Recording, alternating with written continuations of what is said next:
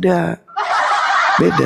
Beda kelas. Kita tuh Tuhanmu sebenarnya 3. nggak apa, istilahnya memang beda Tuhan kita. Ya memang beda. Oh, ketemu. Tuhan mana ada Tuhan kami itu mati karena diracun.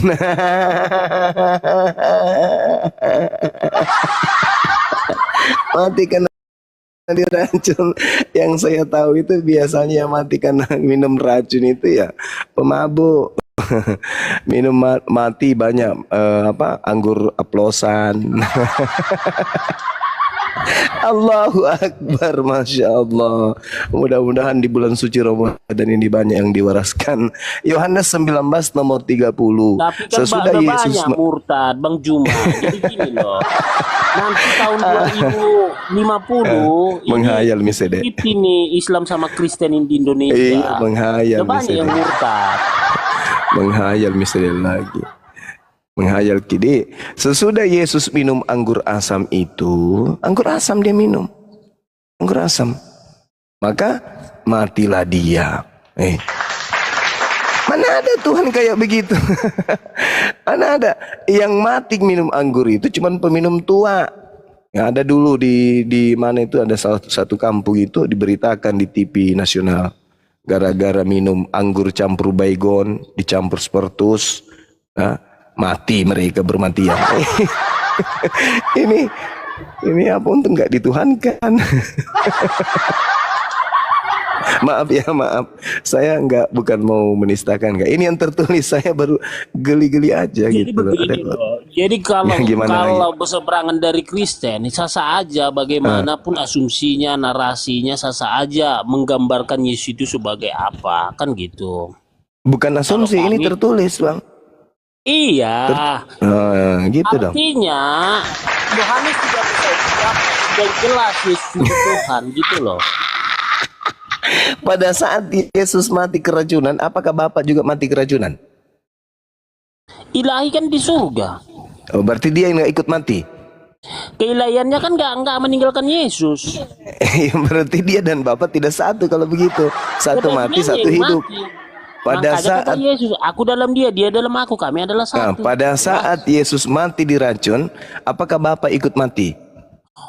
Oh enggak, memang sengaja ilahi itu membiarkan Yesus, makanya dibilang Eloi Eloi lama sabatani, mengapa kau tinggalkan aku, ke dalam tanganmu kuserahkan rohku. Artinya Yesus pasrah itu loh. Pasrah, berarti ada dua Tuhan, satu mati satu hidup, betul? Itu kedagingannya yang pasrah. Berarti yang mati ini diracun daging. Ya iyalah, kan dia minum Tuhan. Minum itu. Bukan yang Tuhan. Asam itu anggur asam. Berarti bukan Tuhan. Yesus Tuhan.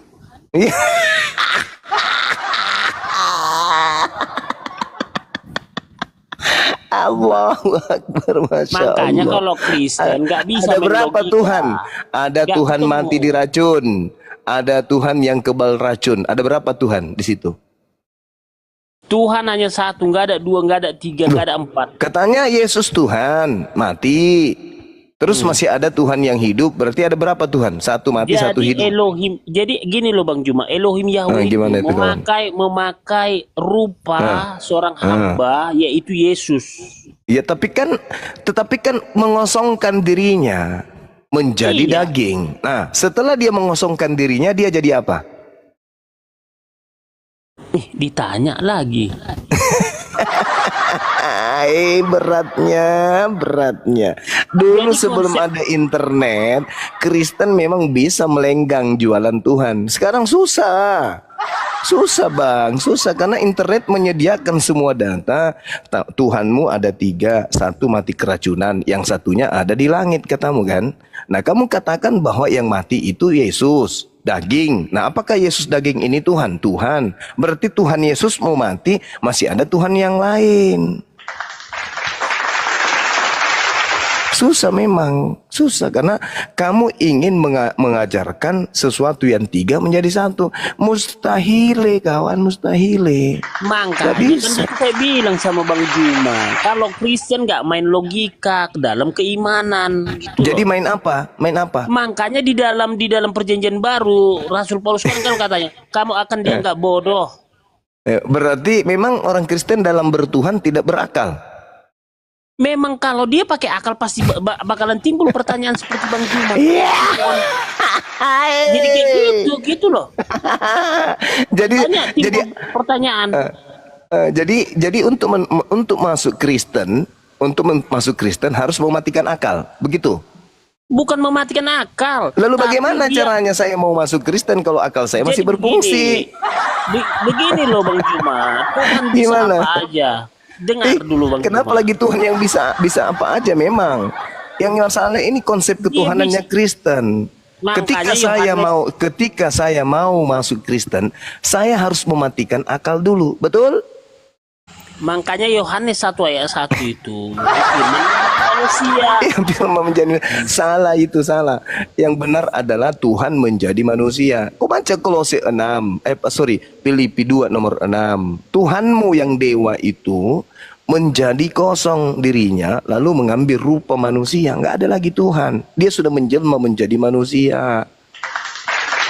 Kalau Yohanes 1 itu cuman filsafat, itu filsafat himne Plato yang diambil. Yang benar di dalam konsep Kristen itu harus merujuk kepada Filipi 2 nomor 6. Jadi jangan kemana-mana. Nah ketika Yesus itu mati, ya Tuhan mati dong. Harus diakui dengan jujur itu. Apalagi? Tuhan Yesus sudah datang, saya udah dimaterai masuk surga. Iya, yang keluar dari kubur itu yang kamu maksud kan? Betul? Benar nggak? Yang naik ke surga. Iya, yang keluar kanan Allah yang Bapa. keluar dari kubur. Yang keluar dari yang keluar dari kubur itu kan? Yang kamu maksud? Yang bergelar Kristus. Iya, yang bangkit naik ke surga.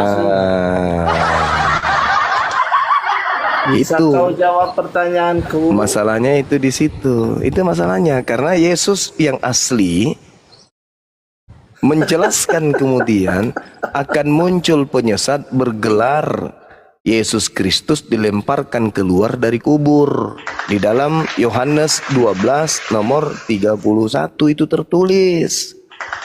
Dengan Yohanes 14 nomor 30 itu tertulis bahwa iblis itu dilemparkan dari kubur, dilemparkan keluar. Itulah yang menyesatkan, sehingga muncul kemudian penyesat ini mengaku Yesus Kristus. Karena kalau dia jual namanya Paulus, karena kalau dia jual namanya Paulus nggak laku. Kalau dia jual namanya Andreas, dia jual namanya yang lain tidak laku. Satu-satunya nama yang dijual laku itu Yesus.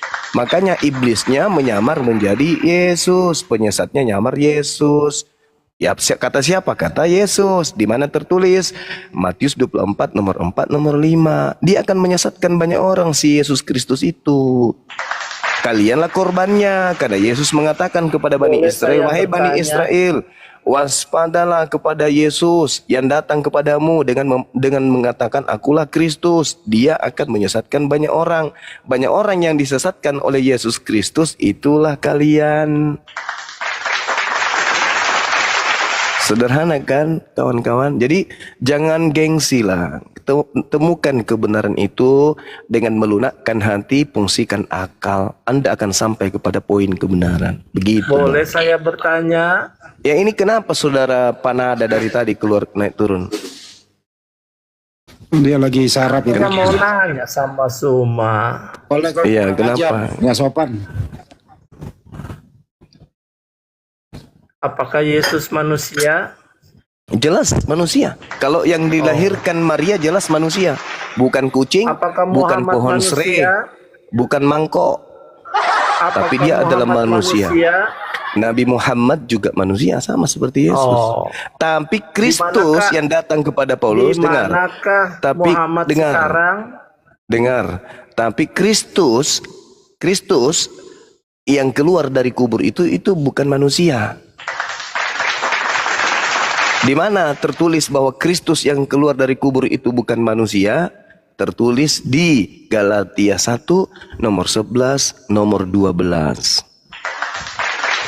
Jadi yang kau sembah itu bukan manusia, bukan anaknya Maria. Iya, saya tanya. Tetapi penyesat yang dalam rupa Yesus Kristus. Gitu kawan, gitu ya. Kalau kamu mengatakan Yesus manusia, Muhammad manusia, Muhammad di mana sekarang? Alam barzah sama seperti Nabi Abraham. Alam barzah. Yesus ada di mana sekarang? Yesus ada di langit, anak Maria ada di langit. Langit. Di mana? Lalu di mana? Langit. Iya, di mana, langit. Cuma. Coba Iya, di langit. yang jelas. Di langit, Yesus anak Maria itu di langit. Tetapi Yesus yang penyesat itu masih ada di bumi, ada di dalam diri-diri kalian. Bertengger dalam diri-diri kalian, itu Yesus. Yesus Kristus yang keluar dari kubur itu masih ada dalam diri kalian. Tidak pernah. Udahlah bang, Nabi Muhammad manusia, Mereka mengatakan anaknya Maria juga manusia, kan gitu. Jangan kamu bohong. Kasihan umat-umat yang kamu pimpin itu kamu tipu-tipu. Ayo jujurlah Suma. Suma. Jangan kamu suka pelintir-pelintir ayat. Turunin aja tuh bang, dia tuh nggak punya akal. Gimana saudara Kepas? Siapa yang mati diracun Kepas? Gini loh Bang Ju, Yang mati diracun siapa Kepas? Nabi Muhammad. Mati diracun atau Yesus? Nabi Muhammad diracun hari ini masih hidup 4 tahun ke depan. Yesusmu diracun detik ini juga mati. Gimana ini kawan? Kok jadi liar? Cara bicaramu jadi liar. Padahal jelas-jelas yang mati diracun itu Yesus. Gimana dong? Yohanes 19:30 loh itu. Sesudah Yesus meminum anggur asam itu, berkatalah dia, sudah selesai. Lalu Yesus menundukkan kepalanya dan dia pun mati. Mati. Inna lillahi wa inna ilaihi raji'un. Telah berpulang ke rahmatullah Yesus Tuhannya saudara Kepas. Kami umat Islam turut berduka cita.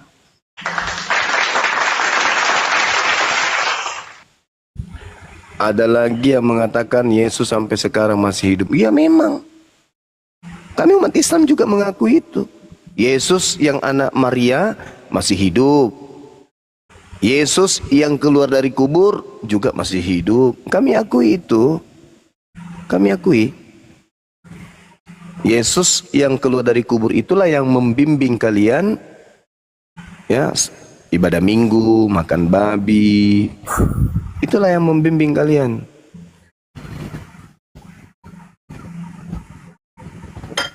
Sekarang sederhananya begini saudara Kepas.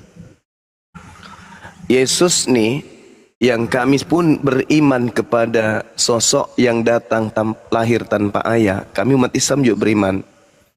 Kami beriman kepada beliau yang mulia, Yesus alaihi salam, anak Maria yang lahir tanpa ayah. Kami beriman, beliau adalah tokoh, dia adalah nabi yang suci, yang diutus Tuhan pencipta langit dan bumi sebagai Mesias kepada Bani Israel. Kami percaya itu. Nah, ketika kemudian Yesus ini sebelum terangkat ke langit, beliau mengatakan akan datang penyesat setelahku. Gelarnya Kristus. Kita harus jujur akui itu. Tidak ada dia mengatakan penyesat yang datang setelahku itu bergelar Sallallahu Alaihi Wasallam, nggak ada. Tapi bergelar Kristus. Nah, antara Islam dan Kristen, siapa pengikut Kristus? Kristen. Kristen yang mana? Kristen ya apa? Kristus yang mana yang diikuti oleh Kristen? Kristus yang bukan manusia yang datang ke Paulus. Sedangkan Yesus Kristus yang manusia itu hanya untuk Bani Israel saja. Kalau Kristus yang bukan manusia itu untuk seluruh dunia. Karena dia mengatakan, kepadaku telah diberi kuasa baik di langit maupun di bumi. Pergilah ke seluruh dunia, jadikanlah semua bangsa menjadi pengikutku. Pengikut apa itu? Pengikut Kristus. Kristus yang mana, Dek? Kristus yang mana? Kristus yang bukan manusia. Berarti Kristus yang bukan anak Maria. Gitu. Jadi Kristus itu ada dua kelompok. Kristus yang anaknya Maria dan Kristus yang bukan anaknya Maria, yaitu yang bukan manusia. Apakah Kristus yang datang kepada Paulus itu manusia? Bukan. Apakah Kristus yang datang kepada Maria itu manusia? Manusia. Jadi beda antara anak Maria dengan Kristus yang kalian sembah, yang kalian tuhankan itu. Beda. Begitu, saudara. Ya. Bagaimana saudara Kepas? Saudara Kepas? Masih bernapas, Bang? Bang, masih bernapas? Masih lah. Kalau saya nyimak ya Bang Juma, saya nyimak. Ya, syukurlah. Saya masih punya etika, kalau orang ngomong saya nyimak. Oh ya, baguslah. Artinya Kristusnya adem. Karena Yesus Kristus kan harus suri teladan bagi kami. Kalau Anda katakan Yesus Kristus yang anak Maria sebagai suri teladan bagi saudara, ya Anda harus sabat, Anda harus sujud, menyembah kepada Tuhannya Abraham, Ishak dan Yakub, tidak makan babi, bersunat, tidak menyembah kepada Kristus. Kalau Anda menjadikan anak Maria sebagai suri teladan. Sayangnya yang Anda jadikan suri teladan itu adalah Kristus yang datang kepada Paulus. Makanya Anda beleng-beleng. Gitu kawan.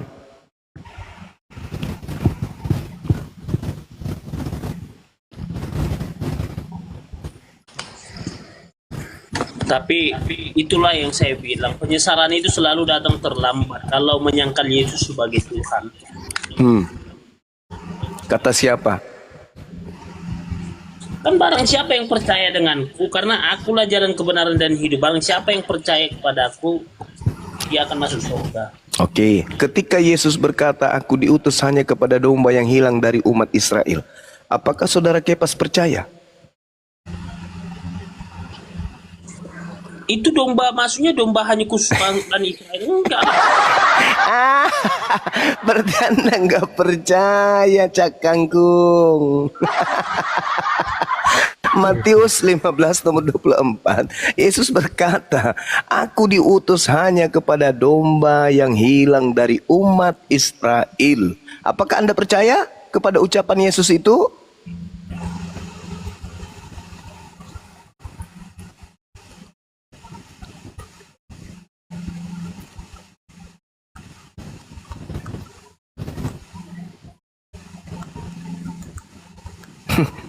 Ini ya, bukan.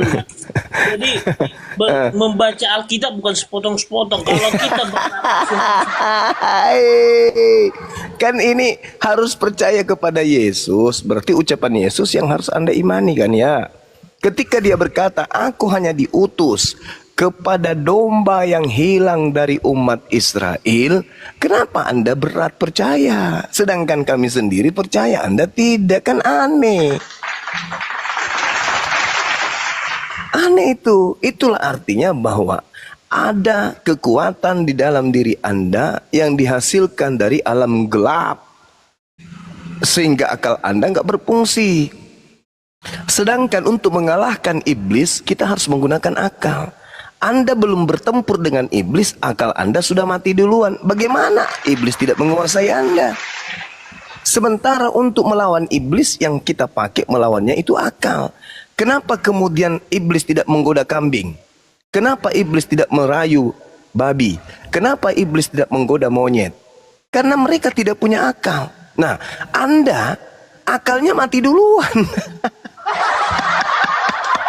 Sedangkan senjata untuk melawan iblis itu adalah akal kita manusia.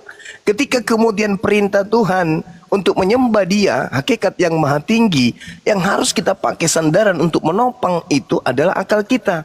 Ketika akal kita matikan, maka panci bolong pun bisa kau tuhankan. Ya, bahkan kloset bekas yang tidak dipakai lagi bisa kau sembah. Kenapa? Karena akalmu mati duluan. Maka tidak heran ketika kemudian Yesus ditemukan mati dan kau mengatakan Dia Tuhan, kamu jadinya akal-akalan. Yang matikan kemanusiaannya. Loh, kan memang kau sembah kemanusiaannya. Yesus itu dikatakan Yesus karena terdiri dari daging dan ruh. Kalau Yesus tinggal daging, dikatakan mayat. Kalau Yesus tinggal ruh, maka dikatakan Dia makhluk halus. Bukan Yesus lagi. Belum pernah kemudian ada orang meninggal, mayatnya terbuyur kaku, kemudian ada orang datang ingin memandikan. Mana bom-bom? Kita mandikan bom-bom yuk. Enggak ada.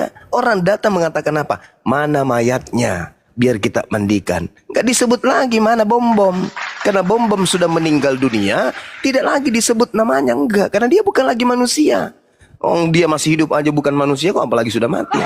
Jadi orang datang ingin memandikan dia, ingin kemudian merias pengantin pakai baju gaun pengantin wanita, karena di sana nanti Pak Bom Bom jadi mempelai wanita. Jadi dia dihias pakai lipstik, dicari mana mayatnya. Angkat ke depan pakai eskavator karena nggak bisa manusia ngangkat. Gitu kawan. Jadi akal ini sebagai alat deteksi. Kalau akal sudah mati, apa bedanya saudara Kepas dengan kambing? Gak ada bedanya. Cuman beda di jenggop. Jenggop Anda warna kehitam-hitaman, kambing ke kuning-kuningan. Itu adanya bedanya. Tapi sama-sama tidak menggunakan akal. Iblis tidak menggoda lagi mereka. Kenapa? Karena mereka tidak punya akal. Anda yang digoda sehingga akal Anda dimatikan. Samalah Anda binatang. Al-Quran malah mengatakan ulaika hum syarrul bariyah. Kalian yang dititipkan akal tapi Anda mematikan akal, Tuhan saya mengatakan itu lebih rendah dari kambing. Kambing tidak berakal karena memang tak ada akal. Wajar dia jadi kambing, bunyinya cuma mbek. Nah, Anda dikasih akal tapi Anda tidak memfungsikan akal, maka Tuhan saya mengatakan ulaika hum syarrul bariyah. Mereka itu seburuk-buruknya makhluk, lebih buruk dari setan. Sesetan-setannya setan masih mengakui bahwa Tuhan itu maha suci. Setan masih mengakui bahwa Tuhan itu tidak pernah menjelma. Tuhan tidak pernah diakui oleh setan mati. Tetapi Anda manusia yang bukan setan mengatakan Tuhan pernah mati, Tuhan pernah jadi bayi, Tuhan pernah lapar, Tuhan pernah ditampar, diseret, ditelanjangin, dipotong nonotnya, digantung dan seterusnya. Artinya Anda lebih kesetanan daripada setan. Sesetan-setannya setan, tidak pernah setan menyembah setan. Tapi sekepas-kepasnya kepas malah menyembah iblis yang ngaku Kristus. Minum dulu saudara Kepas. Maafkan saya, minum dulu. Minum. Minum lah. Minum. Ya, minum. Alhamdulillah. Minum. Alhamdulillah. Gitu saudaraku Kepas, ya. Jadi Yesus pun berpesan kepada muridnya, bukan? Kasihi Tuhan dengan apa? Bukan dengan iman. Yesus meminta kepada murid-muridnya mengasihi Tuhan itu dengan akal budi. Bukan dengan iman. Di dalam kitab saudara diterangkan sangat jelas itu. Kasihilah Tuhanmu dengan segenap akal budimu. Matius 22, nomor berapa itu? Ya. Nomor 37 ya. Itu jelas itu kawan. Jadi kalau kamu percaya kepada Yesus, maka kamu harus mengasihi Tuhan dengan akal. Sedangkan ketika kamu mengasihi Tuhan dengan akal, mustahile kau menyembah makhluk bernama Yesus Kristus. Justru karena kamu tidak mengasihi Tuhan, maka kau asal menyembah saja. Kau percayalah makhluk yang datang kepada Paulus. Kau sembahlah dia. Kenapa? Karena kau tidak menggunakan akalmu. Barusan tadi kau katakan di Kristen itu tidak menggunakan akal. Berarti ketika ada orang murtad mau masuk ke Kristen, harus matikan akal dulu. Samalah seperti Saifuddin Ibrahim. Ditinggalkan anak istrinya, ditinggalkan istrinya, hartanya, ditinggalkan kemudian negaranya. Kenapa? Demi untuk mematikan akalnya, ikut menjadi seperti Kepas. Ketika dia Islam, Saifuddin Ibrahim, ketika dia Islam, dia tidak pernah menghujat Yesus. Dia tidak pernah menghinakan kemudian. Tapi ketika kemudian dia murtad menjadi Kristen, dia menghinakan Nabi Muhammad. Artinya apa? Cahaya Tuhan yang ada pada dirinya mati, nggak berfungsi lagi. Itulah yang terjadi. Jawab Yesus kepada mereka, kasihilah Tuhan Elohim dengan segenap hatimu, dengan segenap jiwamu, dan dengan segenap akal budi. Tak ada iman di situ kan? Anda tidak iman? Tak ada. Coba Anda buka, mana tahu saya salah. Matius 22 nomor 37. Dengan segenap akalmu, dengan segenap jiwamu, dengan segenap hatimu, kamu harus mengasihi Tuhan dengan 3 alat komponen tadi. Ada nggak iman di situ? Nggak ada. Nggak ada iman. Karena ketika akal kita bekerja kawan, maka iman kepercayaan kita itu akan mantap. Contoh nih, contoh. Anda melihat bara api. Anda melihat bara api, konsep pertama adalah dengan hati. Ketika kita melihat bara api, kita harus berkata dalam hati, ini apa ini? Panas atau dingin? Ini bisa dimakan atau bisa diminum? Atau ini bukan benda yang bisa dimakan? Lalu kemudian kita olah dengan jiwa kita. Setelah kita tahu ini barangnya panas, setelah kita tahu barangnya ini membuat tangan melepuh, maka jiwa kita harus kita selamatkan, jangan disentuh. Jangan disentuh. Itu 2 lolos. Yang terakhir, akal. Ini bara api. Kalau saya pegang, panas, melepuh pasti. Bahaya ini kalau saya pegang. Maka kedepannya apa yang muncul? Kerjasama antara hati, jiwa, dan akal membuat orang itu memiliki kepercayaan, memiliki iman. Apa imannya? Jangan kau sentuh barang ini, karena bila mana kau sentuh, tanganmu akan melepuh, tanganmu akan terbakar. Itulah iman yang betul.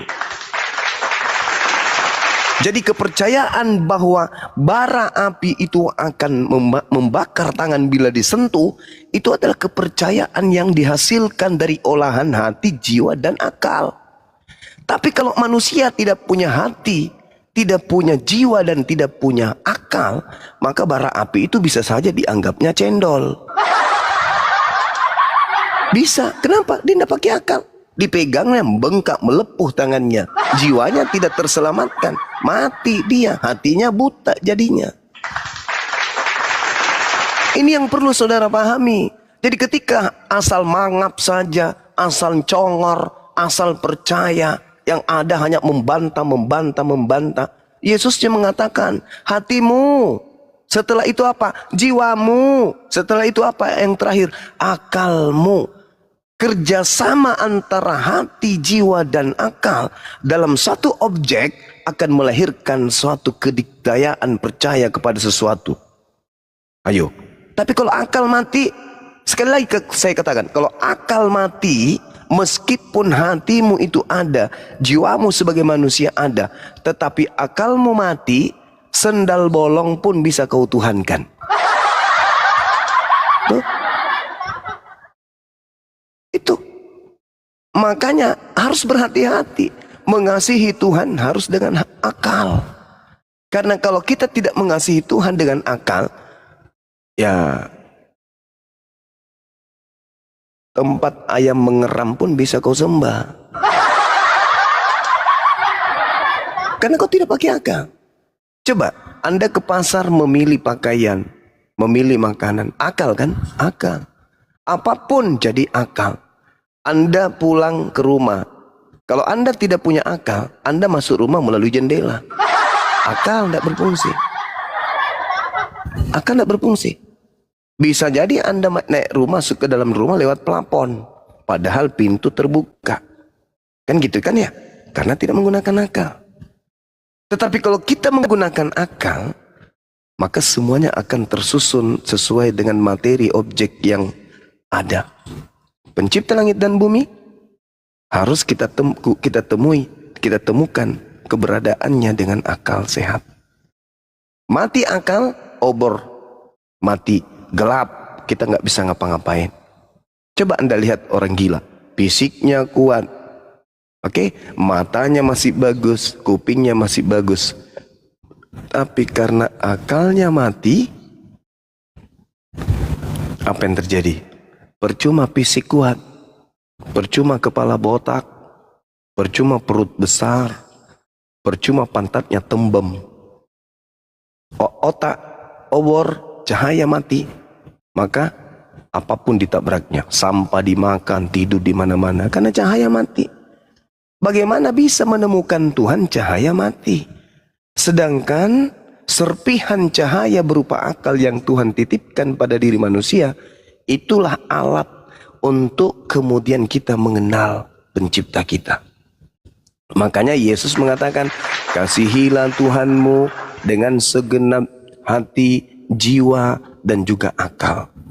Kasih, kalau kita lihat dalam bahasa Yunani, agapao, itu cerminan apa ya? Cerminan ketaatan. Ketaatan.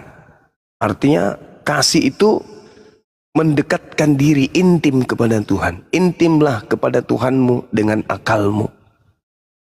Nah, ketika Anda ingin intim dengan Tuhan dengan menggunakan akal, nggak nyambung. Ketika Tuhan Anda minta nete, Tuhan Anda kemudian nangis karena dia kencing di celana, harus diganti popoknya dan seterusnya.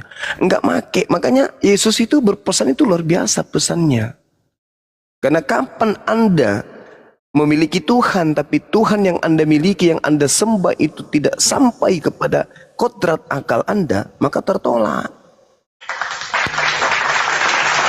Maksud Yesus itu deteksi keberadaan Tuhan itu dengan akal. Deteksi keberadaan Tuhan itu dengan hati dan jiwa. Kapan tidak connect, jangan kau tuhankan. Seperti itu Saudara Kepas. Saudara Kepas masih hidup? Masih? Masih lah. Kita tetap masih. Masih. Ya, alhamdulillah. Seperti itu Saudara Kepas, ya. Ya begitulah, Tuhan kita beda, mau gimana lagi? Iyalah. Iya dong. Pastilah karena beda. Karena nggak akan pernah menyatu, Tuhan kita aja ada beda, gimana mau dibilang? Iya. Tapi bukankah akal kita itu sama, Bang? Kenapa nggak kita samakan persepsi aja? Bahwa Setiap untuk manusia itu diberikan Tuhan otak, ya, otak kiri, apa otak kanan. apa fungsinya? Fungsinya untuk berpikir rasional. Berpikir rasional. Masuk rasionalkah ketika Tuhan kemudian itu mati dibunuh oleh ciptaannya? Kalau Kristen pakai logika, udah nggak Kristen lagi, pasti banyak pertanyaan cuma gitu loh. Dengan kata lain, ketika seseorang ingin menjadi Kristen, maka logikanya harus dihilangkan. Betul? Pasti dong. Kalau main logika 1 tambah 1. Dengarkan itu teman-teman, dengarkan. Jadi jangan pernah bermimpi bisa mengalahkan orang Islam berdebat tentang agama. Karena agama kalian landasannya no akal. Kalian akan tetap kalah karena kalian tidak menggunakan akal. Bagaimana mungkin seorang yang melihat seekor sapi ingin mengalahkan orang yang melihat sapi dengan akal? Yang melihat sapi dengan bukan akal, dia katakan itu adalah jangkrik, itu adalah walang sangit. Tapi yang menggunakan akal, enggak, itu sapi. Kalian yang tidak menggunakan akal tetap saja mengatakan enggak, itu adalah padale. Anda melihat bom-bom, Anda mengatakan bom-bom ini adalah manusia. Itu tidak pakai akal. Karena kelihatannya bom-bom itu ya gorila berbulu jangkrik. Gitu kawan. Jadi kalau Anda menggunakan akal, Anda tidak mungkin menjadi Kristen, kata Saudara Kepas. Betul itu, betul. Harus kita hargai. Harus kita hargai. Jadi Pak Bom Bom harus sadar ini. Menurut Profesor Kepas, ya, tidak mungkin orang berakal bisa masuk Kristen. Tidak mungkin. Karena di dalam konsep bertuhan yang Kristen tidak boleh menggunakan logika, tapi harus menggunakan logila. Kan gitu. Itu. Karena kapan pakai logika, mustahil jadi Kristen. Betul itu, saudara Kepas ini harus kasih penghargaan. Besok saya kirim sandal jepit ya bang ya. Jadi jangan sosokan Bom-Bom mau lawan Bang Suma. Jangan sosokan. Orang bertanya apa, siapa yang mencuri kitab suci, kok bahas kutu pula dengan belalang. Ternyata memang dasar pijakan keyakinanmu itu bukan akal. Pantaslah kayak gitu. Sekarang dia kejar-kejar saya terus, mau diskusi lagi. Lukanya belum sembuh padahal. Masih mau lagi mengulang luka baru. Allahu Akbar, Masya Allah. Gitu ya saudara Kepas. Jadi Tuhan kita beda ya Kepas ya. Tidak beda lah. Ya beda. Kalau Bang Juma kan Allah, kalau saya kan Yahweh, Elohim Yahweh. Kok Yahweh lagi? Kok Yahweh? Mana ada Yahweh pernah mati diracun? Ada-ada aja ini. Tuhanmu itu Kristus, Paman.